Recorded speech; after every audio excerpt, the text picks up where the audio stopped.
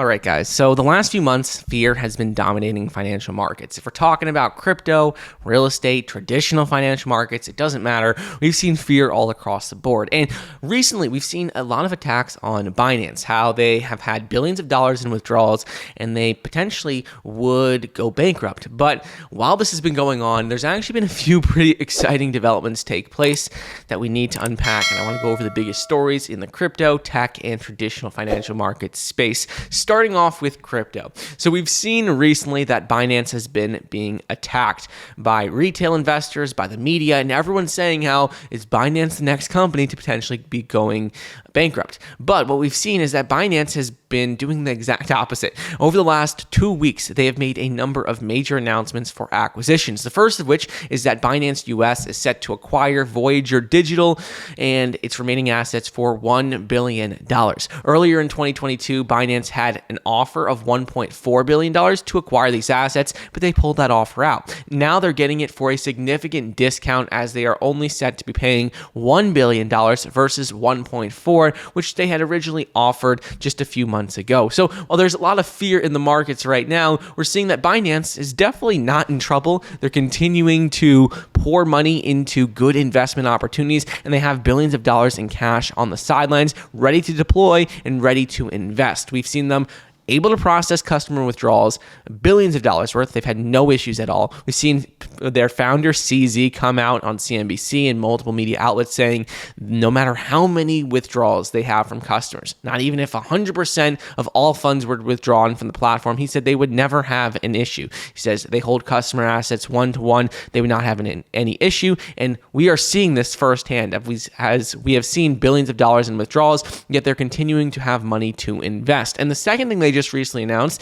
is that they also announced an acquisition of the Indonesian exchange called Toko Crypto. They had originally purchased a 60% stake in this company a few months ago, but now they have upped this to owning the entire thing. So back in 2020, Binance had purchased a 60% stake in the business, and they had really not done anything since then with it. We've seen Toko Crypto continue to grow and expand in the Indonesian market, and now as of 2022, Binance says they're going to go ahead and acquire the remaining 40% of the company, so they're going to own the entire thing. So 2 major acquisitions for Binance in the last few weeks, despite being all this FUD about Binance potentially be going bankrupt. Okay, so now let's talk about volatility specifically in the crypto space, because in 2022, we have seen a massive amounts of volatility leading to people losing their life savings, losing millions of dollars, and some people even having their entire portfolios getting liquidated and getting wrecked. So that is why I wanted to partner up with a Polygon Matic based platform called SFUSD, which emphasizes one of the safest things to do in a bear market, which is ultimately staking. And for those who aren't familiar, SFUSD is the world's first stablecoin native to the Polygon chain. And as you guys have seen from my previous videos and previous Twitter posts and all across my social media platforms, I am extremely bullish on Polygon Matic. It's one of my favorite cryptos by far in the crypto space. So this stablecoin, SFUSD, has been developed to solve many of the problems in the crypto space that we've encountered during 2022, and it is the cheaper, faster, and more secure way of moving crypto across the globe. So each SFUSD can be converted one-to-one for US dollars like other stablecoins, and you're able to spend, send, and exchange SFUSD to anyone across the globe within seconds. Recently, it had a couple of major listings on LBank and has plans of rolling out on other top-tier exchanges in the future. And not only this, but if you take a look at their roadmap, they have plans of rolling out and launching on other blockchains like BSC Chain, Ethereum, and even Avalanche as well. So right now, SFUSD is currently running a giveaway for the holiday season, and all you have to do is head over to the link on Gleam and follow all the easy steps. Pretty simple, and you could earn a chance to win $10,000. So if you're bullish on Polygon Matic and are looking for a next generation stablecoin that has learned from all of the mistakes that we have seen in 2022, SFUSD is definitely one that is worth checking out.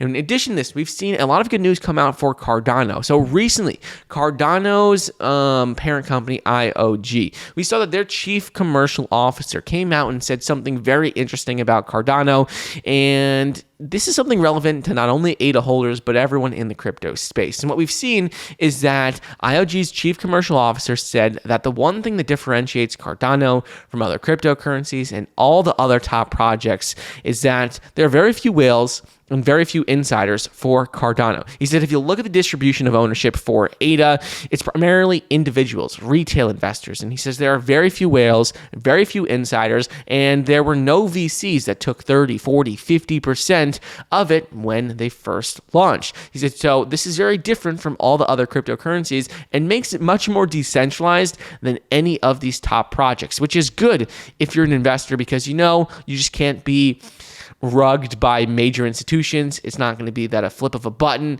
institutions are going to want to dump their positions or sell their positions like we saw with other companies recently. Really, Cardano is owned by individuals, and being a top 10 crypto, this is something that is very important. It is very decentralized in its ownership, and this gives you a sense of security if you're invested in it. And it's the one main thing that really differentiates Cardano from other top cryptos. Now I want to talk a little bit about the tech world. We've seen a lot going on with Elon Musk, a lot going on with Twitter and other major companies. And what we've seen with Elon Musk is that recently he ran a poll on his Twitter saying, should he step down as CEO?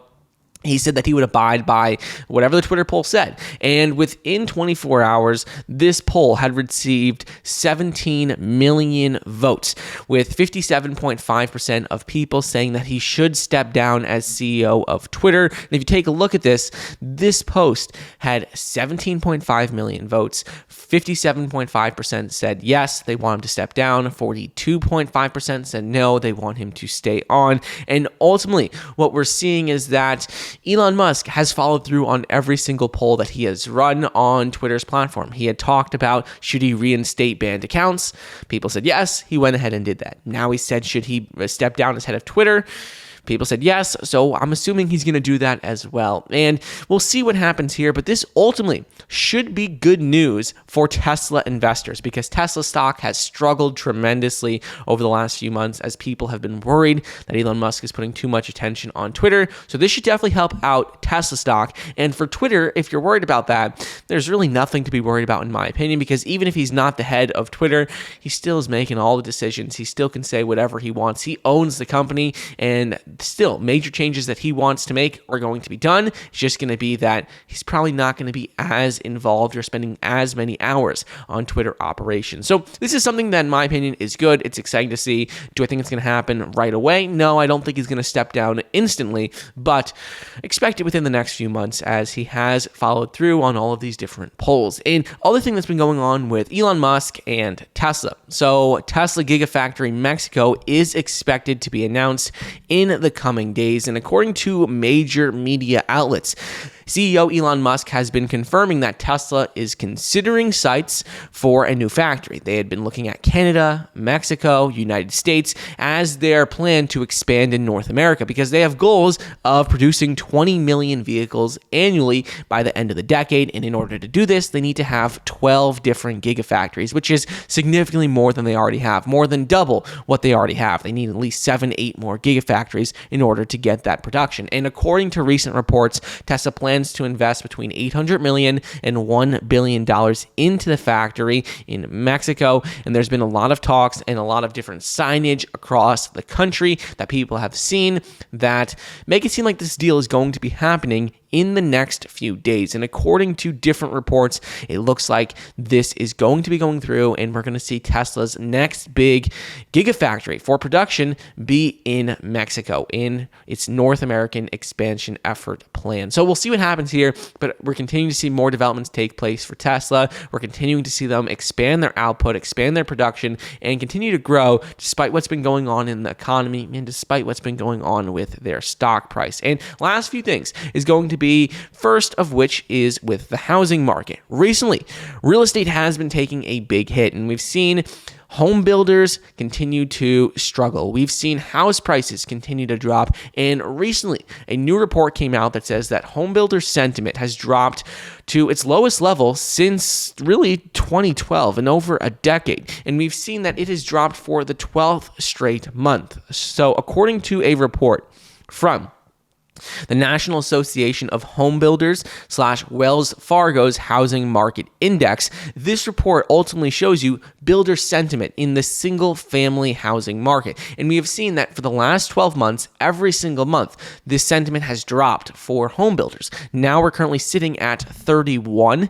which is very bearish. Anything under 50 is considered negative, and this is the lowest level that we have seen since 2012 after the entire housing market collapse. So ultimately, if you're a real estate investor, if you're looking to get into the market, this is honestly a good sign because we're seeing that sentiment is continuing to fall. And as the old saying goes, when everyone else is fearful, you should be greedy. When everyone else is greedy, you should be fearful. Right now, everyone in real estate is getting more and more fearful, and this is going to be a good time to take advantage of opportunities in the real estate sector. Last thing is going to be with the tech world, with the FTC. So the FTC, the Federal Trade Commission, just announced that they are going to be fining Fortnite's maker, Epic Games, $520 million over children's privacy and item stop charges. And according to this report, they said that Fortnite allegedly violated the Children's Online Privacy Protection Act by deploying design tricks known as dark patterns to dupe millions of players into making unintentional purposes. And this is the FTC's largest ever refund amount in a gaming case.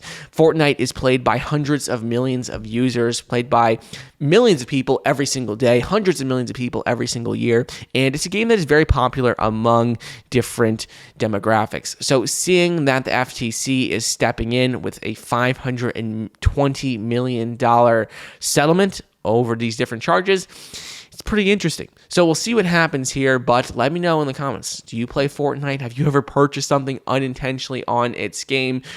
What do you think of the game in general? But that's what's been going on in financial world, in the tech world, and in traditional financial markets. So hope you guys enjoyed, and I'll see you guys in the next episode.